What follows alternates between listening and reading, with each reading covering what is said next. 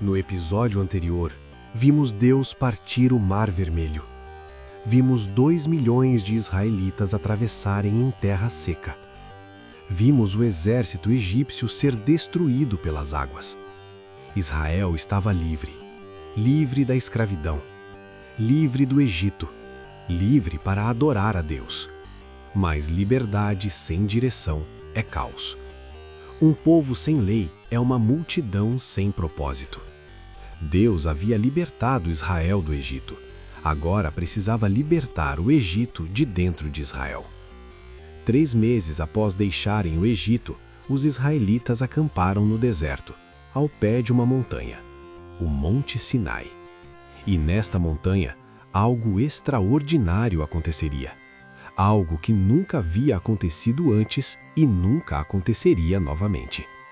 Deus desceria, fisicamente, visivelmente, em fogo, trovão e fumaça espessa, e daria ao mundo a lei moral mais importante já revelada, os 10 Mandamentos. Hoje vamos testemunhar o momento mais dramático da revelação de Deus na história humana. Vamos ver o monte coberto de fogo. Vamos ouvir a voz de Deus trovejando. Vamos entender os mandamentos que moldaram a civilização. E vamos ver como, mesmo depois de presenciar o poder de Deus, o povo cometeu o pecado mais absurdo possível. Esta é a história do Monte Sinai, o dia em que Deus escreveu com seu próprio dedo. Vamos começar. Os israelitas acamparam no deserto, diante do Monte Sinai. Moisés subiu a montanha para encontrar-se com Deus, e Deus lhe deu uma mensagem para o povo. Vocês viram o que fiz ao Egito, e como os transportei sobre asas de águias e os trouxe para junto de mim. Agora, se me obedecerem fielmente e guardarem a minha aliança, vocês serão a minha propriedade exclusiva entre todas as nações. Embora toda a terra seja minha, vocês serão para mim um reino de sacerdotes e uma nação santa. Era uma oferta extraordinária. Israel seria o povo especial de Deus, uma nação que representaria Deus para o mundo. Quando Moisés desceu e transmitiu as palavras de Deus, o povo respondeu em unidade: faremos tudo o que o Senhor ordenou. Então Deus disse a Moisés: vou descer ao Monte Sinai, à vista de todo o povo. Vou vir numa nuvem espessa para que o povo me ouça falando com você. Prepare o povo hoje e amanhã. Lave as roupas e estejam prontos no 3º dia. E Deus deu um aviso severo. Coloque um limite ao redor do monte e diga: tenham cuidado para não subirem ao monte nem tocarem sua base. Quem tocar no monte será executado. Nem mão humana deve tocá-lo.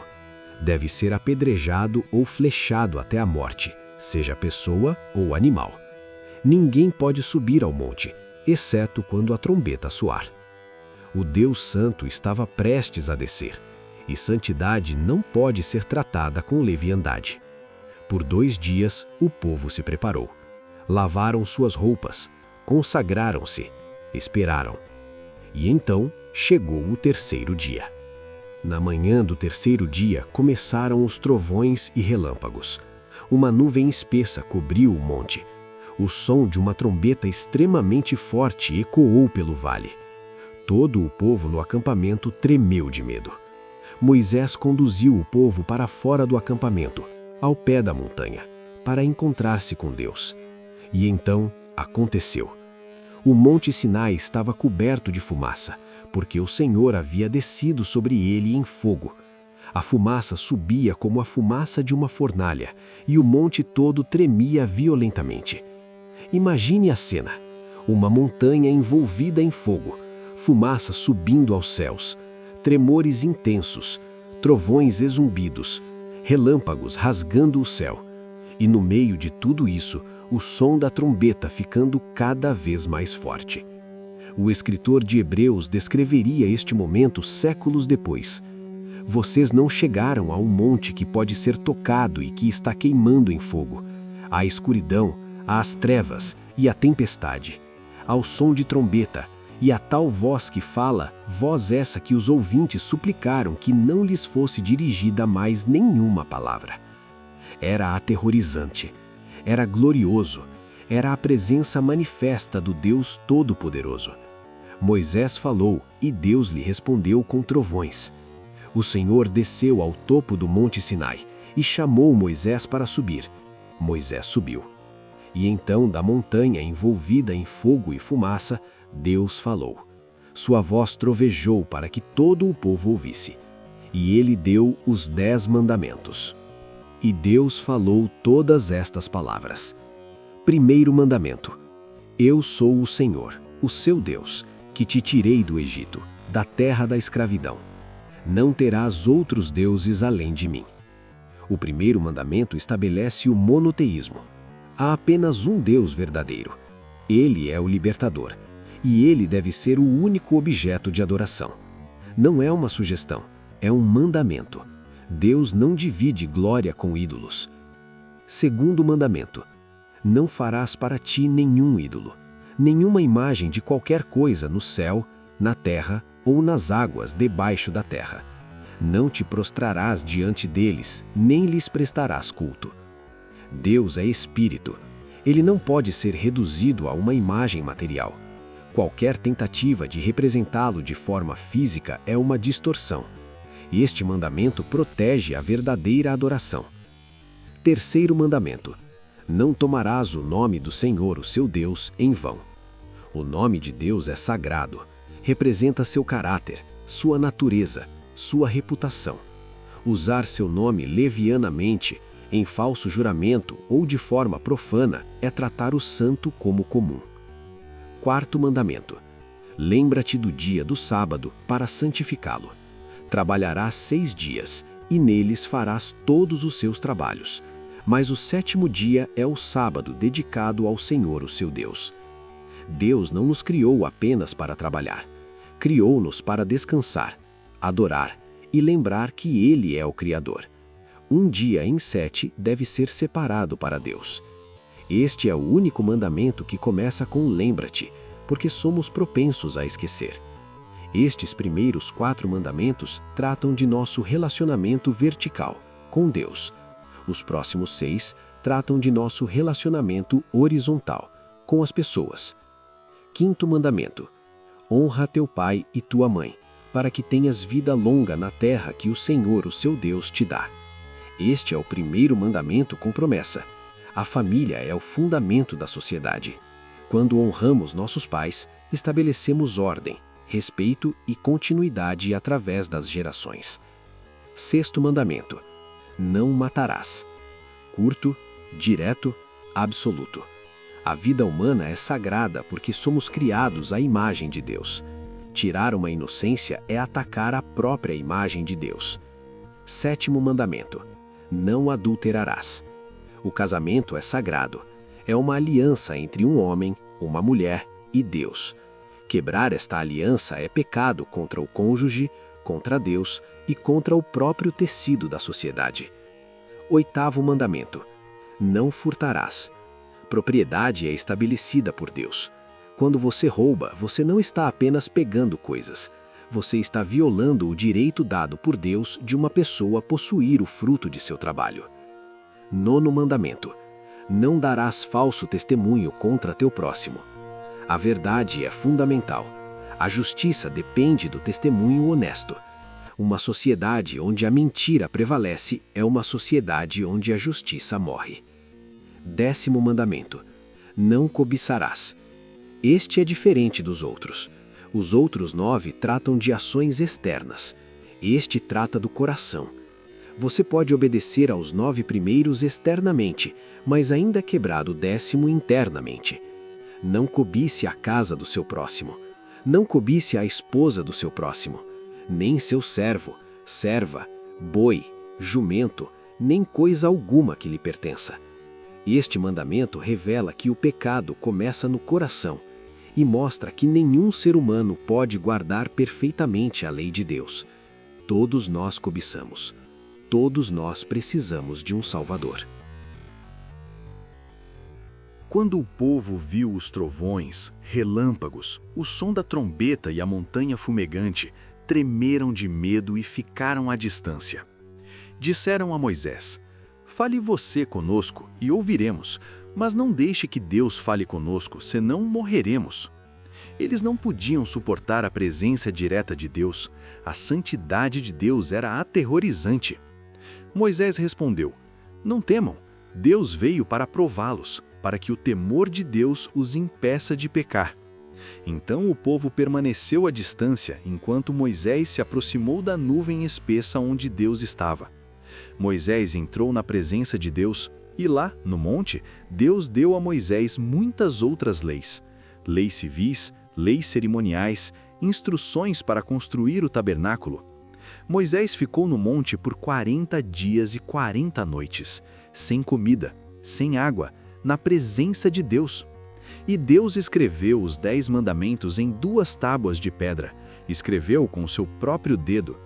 Mas enquanto Moisés estava no monte, recebendo a lei de Deus, o povo lá embaixo estava prestes a cometer o pecado mais absurdo possível.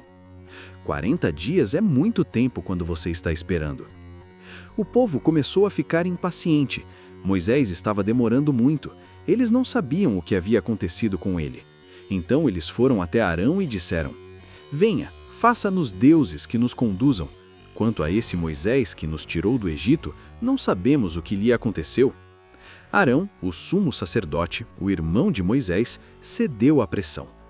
"Tirem as argolas de ouro das orelhas de suas mulheres, de seus filhos e de suas filhas, e tragam-nas a mim." O povo obedeceu. Trouxeram seu ouro, e Arão derreteu o ouro e moldou um bezerro de ouro. O povo olhou para o bezerro e disse: "Ó Israel, estes são os seus deuses que tiraram você do Egito." Era absurdo, era ultrajante, era blasfêmia. Eles haviam visto as 10 pragas, haviam atravessado o Mar Vermelho, haviam visto Deus descer na montanha em fogo, haviam ouvido sua voz trovejando: "Não terás outros deuses além de mim." E 40 dias depois, estavam adorando um bezerro de ouro. Arão construiu um altar diante do bezerro e anunciou: "Amanhã haverá uma festa ao Senhor." Eles tentaram misturar a adoração a Deus com idolatria. Tentaram adorar a Deus do jeito deles. No dia seguinte, eles ofereceram sacrifícios, e então começaram uma festa, comendo, bebendo e se entregando à imoralidade. Enquanto isso, no monte, Deus disse a Moisés: "Desça, seu povo, que você tirou do Egito, corrompeu-se. Eles se desviaram depressa do caminho que eu lhes ordenei. Fundiu para si um ídolo em forma de bezerro. Eles se prostraram diante dele, ofereceram-lhe sacrifícios e disseram: Ó Israel, estes são os seus deuses que tiraram você do Egito." A ira de Deus se acendeu. "Deixe-me, minha ira se acenderá contra eles e eu os destruirei. Depois farei de você uma grande nação." Mas Moisés intercedeu, lembrou de Deus de sua promessa a Abraão, Isaque e Jacó, e o Senhor desistiu do mal que havia dito que faria ao seu povo. Moisés desceu a montanha carregando as 2 tábuas de pedra escritas pelo dedo de Deus. Josué, que estava esperando mais abaixo, ouviu o barulho do povo gritando. "Há barulho de guerra no acampamento", disse Josué. Mas Moisés respondeu: "Não são cantos de vitória, nem gritos de derrota. O que ouço são cantos." Quando Moisés se aproximou do acampamento e viu o bezerro e as danças, sua ira se acendeu. Ele jogou as tábuas no chão e as quebrou ao pé da montanha. As tábuas escritas pelo próprio Deus, quebradas pelo pecado do povo. Moisés pegou o bezerro, queimou-o, moeu para virar pó, misturou com água e fez os israelitas beberem. Então confrontou Arão: "O que este povo lhe fez para trazer tamanho pecado sobre eles?" Arão deu uma desculpa patética. "Você conhece este povo, propenso ao mal. Eles me deram o ouro, eu atirei no fogo e saiu este bezerro. Como se o bezerro tivesse se formado sozinho." Moisés ficou na entrada do acampamento e disse: "Quem for do Senhor, venha a mim." Todos os levitas se juntaram a ele, e Moisés deu uma ordem devastadora: "Cada um pegue sua espada e mate seu irmão, seu amigo e seu vizinho que se envolveu na idolatria." Naquele dia, cerca de 3.000 homens caíram. Era um julgamento severo, mas o pecado é sério e Deus não tolera a idolatria. Moisés voltou ao monte e intercedeu pelo povo. Ah, que pecado terrível este povo cometeu! Fizeram para si deuses de ouro, mas agora eu imploro, perdoa o pecado deles, senão risca-me do livro que escreveste. Que amor extraordinário! Moisés estava disposto a ser condenado para salvar seu povo. Deus respondeu: riscarei do meu livro todo aquele que pecar contra mim. Mas Deus também mostrou misericórdia, ele não destruiu a nação. E Deus disse a Moisés: talhe 2 tábuas de pedra como as primeiras, e escreverei nelas as palavras que estavam nas primeiras, que você quebrou. Era uma segunda chance. Moisés voltou ao monte e, mais uma vez, Deus escreveu os 10 mandamentos nas tábuas de pedra. Mas algo mais aconteceu nesta segunda subida. Moisés pediu: agora mostre-me a tua glória. E Deus respondeu: farei passar toda a minha bondade diante de você, e proclamarei o meu nome, mas você não poderá ver a minha face, porque ninguém poderá me ver e continuar a viva. Deus colocou Moisés na fenda de uma rocha, cobriu Moisés com sua mão e passou diante dele, e proclamou seu nome: Senhor, Senhor, Deus compassivo e misericordioso, paciente, cheio de amor e de fidelidade, que mantém o seu amor a milhares e perdoa a maldade, a rebelião e o pecado. Contudo, não deixa de punir o culpado. Esta revelação do caráter de Deus é citada mais vezes no Antigo Testamento do que qualquer outra passagem. É fundamental. Deus é santo, não tolera pecado, mas Deus é misericordioso, perdoa pecadores arrependidos. Quando Moisés desceu do monte pela segunda vez, seu rosto estava radiante, brilhava tão intensamente que o povo teve medo de se aproximar. Moisés teve que cobrir o rosto com um véu. Ele havia estado na presença de Deus, e isso o transformou. A história do Monte Sinai nos ensina lições eternas. Primeira lição: a lei revela o caráter de Deus. Os 10 mandamentos não são regras arbitrárias, são reflexos do caráter de Deus. Deus é verdade, portanto não mintamos. Deus é fiel, portanto não adulteremos. Deus valoriza a vida, portanto não matemos. A lei nos mostra como é Deus. Segunda lição: a lei expõe nosso pecado. O 10º mandamento, não cobiçar, revela que ninguém pode guardar perfeitamente a lei. Todos nós cobiçamos, todos falhamos. Paulo diria séculos depois: pela lei vem o conhecimento do pecado. A lei é um espelho que mostra nossa necessidade de um Salvador. Terceira lição: santidade é aterrorizante para pecadores. O povo não conseguia suportar a presença de Deus. Não deixe que Deus fale conosco, senão morreremos. Nossa natureza pecaminosa não pode existir na presença de absoluta santidade. Necessitamos de um mediador. Quarta lição: somos propensos à idolatria. 40 dias, foi só isso que levou para Israel criar um ídolo. Somos incrivelmente propensos a trocar o Deus verdadeiro por substitutos. Trabalho, dinheiro, relacionamentos, sucesso. Tudo pode se tornar um bezerro de ouro se colocarmos nessas coisas a confiança que só Deus merece. Quinta lição: não podemos misturar adoração verdadeira com idolatria. Arão chamou a festa de festa ao Senhor. Eles tentaram adorar a Deus transmitindo pelo bezerro, mas Deus não aceita a adoração do nosso jeito. Ou é do jeito dele, ou não é adoração verdadeira. Sexta lição: o pecado tem consequências severas. 3.000 homens morreram por causa da idolatria. O pecado não é brincadeira. Deus leva sua glória a sério, e nós também deveríamos. Sétima lição: Deus dá segundas chances. As tábuas foram quebradas, mas Deus as reescreveu.